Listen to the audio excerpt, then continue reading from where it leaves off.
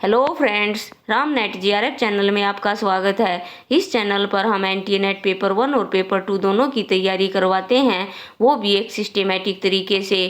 Paper 2 है हमारा हिंदी साहित्य। तो आज इस वीडियो में हम डिस्कस करेंगे हिंदी साहित्य के लिए जो सबसे इम्पोर्टेंट बुक है, हिंदी साहित्य का इतिहास बाय रामचंद्र शुक्ल। ये इसकी क्लास 13 है। इससे पहले मैंने 12 क्लास अपलोड कर दी है। अगर आपने वो नहीं देखी है तो आप उन्हें भी देख लें। तो इसमें हम करेंगे प्रकरण 4 फुटकल रचनाएं, और फुटकल रचनाएं के अंदर आज हम देखेंगे विद्यापति। इससे पहले मैंने फुटकल रचनाओं में अमीर खुसरो जी करवाया है। अगर आपने वो वीडियो नहीं देखी है तो आप जाकर उसे भी देख लें। तो जो भी फ्रेंड्स हिंदी साहित्य से किसी भी एग्ज़ाम की तैयारी कर रहे हैं, जैसे NTA net, JRF, RPSC, PGT, TGT, assistant professor and other competitive exam, तो सभी के लिए ये बुक और ये क्लास बहुत ही महत्वपूर्ण है। तो आइए देखते हैं हमारी क्लास 13। प्रकरण 4 में दो ही कवि शुक्ल जी ने लिए हैं, विद्यापति और अमीर खुसरो। तो आइए विद्यापति को देखते हैं। अपभ्रंश के अंतर्गत उनका उल्लेख हो चुका है, पर जिसकी रचना के कारण ये मैथिल कोकिल कहलाए वह उनकी पदावली है। इन्होंने अपने समय की प्रचलित मैथिली भाषा का व्यवहार किया।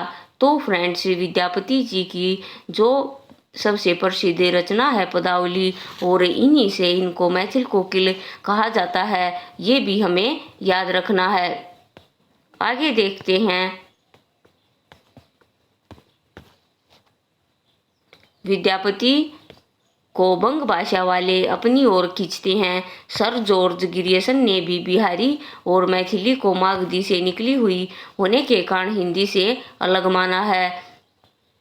नेक्स्ट हमारा पॉइंट है, पर केवल भाषा शास्त्र की दृष्टि से कुछ प्रत्ययों के आधार पर ही साहित्य का विभाजन नहीं किया जा सकता। कोई भाषा कितनी दूर तक समझी जाती है, इसका विचार भी तो आवश्यक है। तो फ्रेंड्स, इसमें जो ऊपर ये विद्यापति जी के बारे में दिया गया है पदावली, और इसी के कारण विद्यापति जी को मैथिल कोकिल कहा जाता है, तो ये हमारे एग्जाम के पॉइंट ऑफ व्यू से बहुत ही इम्पोर्टेंट है।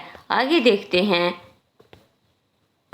किसी भाषा का समझा जाना अधिकतर उसकी शब्दावली पर अवलंबित होता है। यदि ऐसा न होता तो उर्दू और हिंदी का एक ही साहित्य होता। तो फ्रेंड्स, उर्दू और हिंदी का साहित्य भी अलग अलग है, और किसी भी भाषा की शब्दावली अलग अलग होती है। आगे देखते हैं।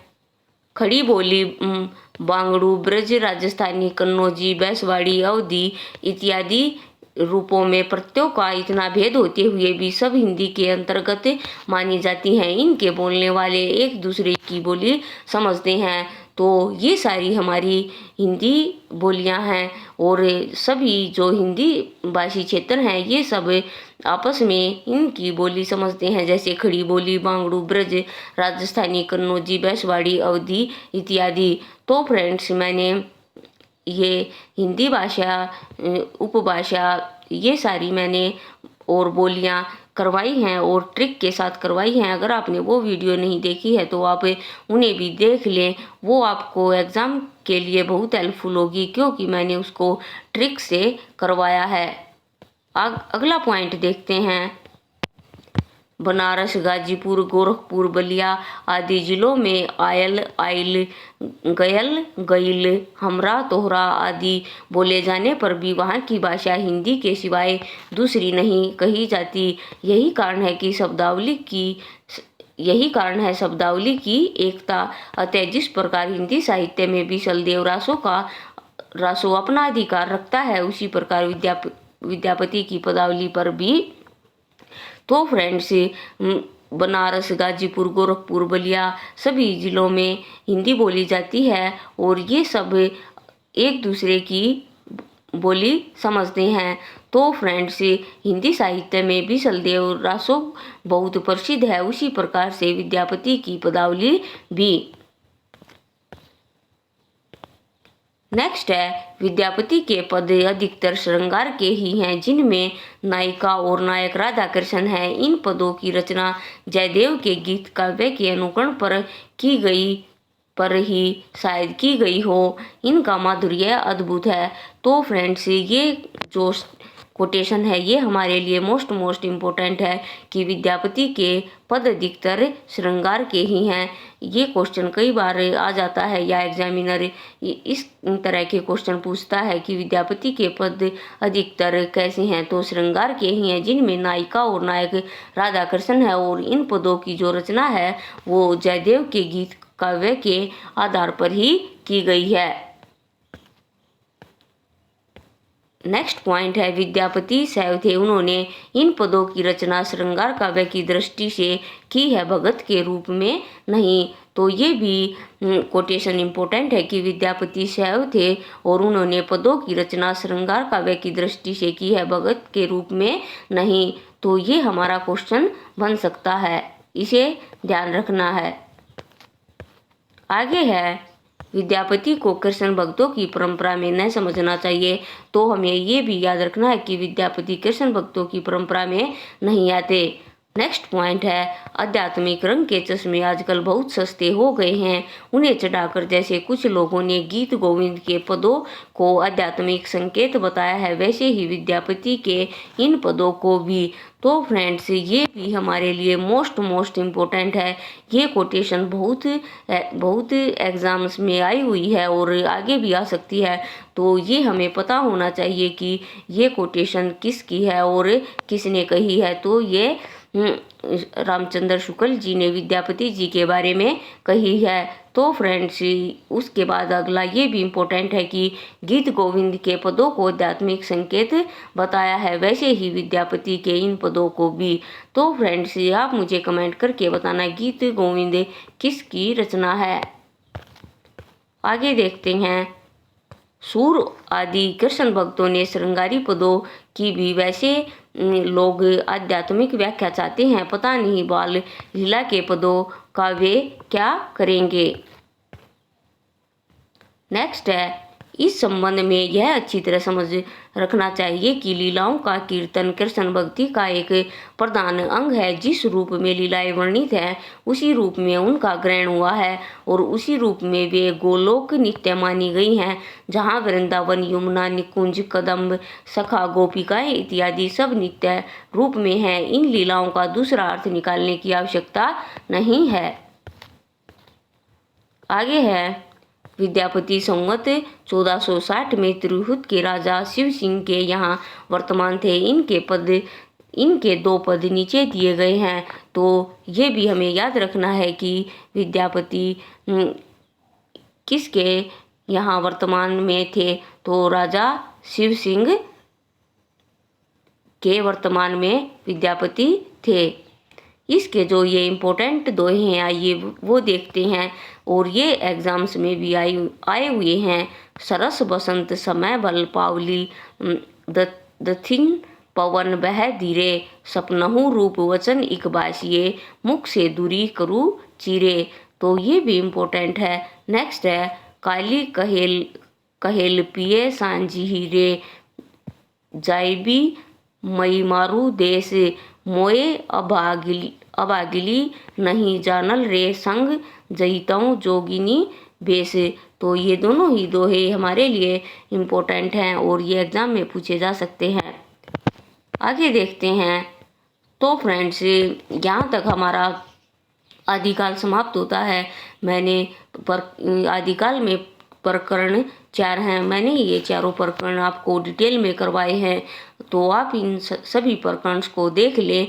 ये आपके एग्ज़ाम के पॉइंट ऑफ व्यू से बहुत ही इम्पोर्टेंट है। और फ्रेंड्स, इसकी जो 13 क्लास मैंने अपलोड कर दी हैं, आप उनको सीरियल वाइज देखें तभी आपको फ़ायदा होगा। तो ये सारी इम्पोर्टेंट है और आप इन्हें देख लें। यहाँ तक हमारा आदिकाल समाप्त होता है और आगे हम भक्ति काल करेंगे। तो इसमें कुछ और दिया गया है, तो उसे देखते हैं जो समरी के रूप में है। मोटे हिसाब से वीर गाथा काल महाराज हमीर के समय तक ही समझना चाहिए। उसके उपरांत मुसलमानों का साम्राज्य भारत में शिथिल हो गया और हिंदू राजाओं को न तो आपस में लड़ने का उत्साह रहा और न ही मुसलमानों से। तो वीर गाथा काल यानी आदिकाल का समय हमीर के साथ तक ही समझना चाहिए। इसके आगे मुसलमानों का साम्राज्य भारत में स्थापित हो गया। हिंदू राजाओं न तो आपस में उनमें लड़ने की हिम्मत रही और न ही मुसलमानों से। नेक्स्ट पॉइंट है, जनता की चित्तवृत्ति बदलने लगी और विचारधारा दूसरी ओर चली। मुसलमानों के न जमने तक उन्हें हराकर अपने धर्म की रक्षा का वीर प्रयत्न होता रहा, पर मुसलमानों के जम जाने पर अपने धर्म के उस व्यापक और हृदयग्राह रूप के प्रचार की ओर ध्यान हुआ। तो फ्रेंड्स, ये जो कोटेशन है, जनता की चित्तवृत्ति बदलने लगी, ये स्टार्टिंग में भी थी और ये हमारे लिए इम्पोर्टेंट है कि जनता की चित्तवृत्ति बदलती रहती है और इससे दूसरी विचारधारा चली। मुसलमानों के जमने तक उन्हें हराकर अपने धर्म की रक्षा का वीर प्रयत्न होता रहा, यानी हिंदू अपने धर्म की रक्षा के लिए मुसलमानों से लड़ते रहे, पर मुसलमानों के जम जाने पर अपने धर्म के उस व्यापक और हृदयग्राह रूप के प्रचार की ओर उनका ध्यान हुआ। आगे देखते हैं, जो सारी जनता को आकर्षित रखे और धर्म से विचलित न होने दें। इस प्रकार की स्थिति के साथ ही भावों और विचारों में भी परिवर्तन हो गया, पर इससे यह न समझना चाहिए कि अमीर के पीछे किसी वीर काव्य की रचना ही नहीं हुई। समय समय पर इस प्रकार के अनेक काव्य लिखे गए। तो फ्रेंड्स, कोई भी धारा हो या किसी भी में साहित्य या और कहीं पर भी कोई भी धारा एकदम से ख़त्म नहीं होती, वो धीरे धीरे ख़त्म होती है। तो हमें यह न समझना चाहिए कि हम मीर के पीछे किसी वीर काव्य की रचना नहीं हुई। इसके पीछे भी ऐसी रचनाएं होती रही। आगे देखते हैं, हिंदी साहित्य के इतिहास की एक विशेषता यह भी रही कि एक विशिष्ट काल में किसी रूप की जो काव्यसरिता वेग से प्रभावित हुई, वह यद्यपि आगे चलकर मंद गति से बहने लगी, पर 900 वर्षों के हिंदी साहित्य के इतिहास में हम उसे कभी सर्वथा सूखी हुई नहीं पाते। तो इस पॉइंट में भी यही कह रहे हैं शुक्ल जी की कोई भी धारा एकदम से खत्म नहीं होती, वो धीरे धीरे खत्म होती जाती है। तो फ्रेंड्स, आज हमने इसमें आदिकाल को पूरा कंप्लीट कर लिया। नेक्स्ट वीडियो में हम भक्तिकाल स्टार्ट करेंगे। ये आदिकाल रामचंद्र शुक्ल जी से आप करेंगे तो ये आपको सभी हिंदी परीक्षाओं के लिए आपके लिए उपयोगी हैं। तो फ्रेंड्स, आज के लिए इस वीडियो में इतना ही। मिलते हैं नेक्स्ट वीडियो में भक्तिकाल के साथ।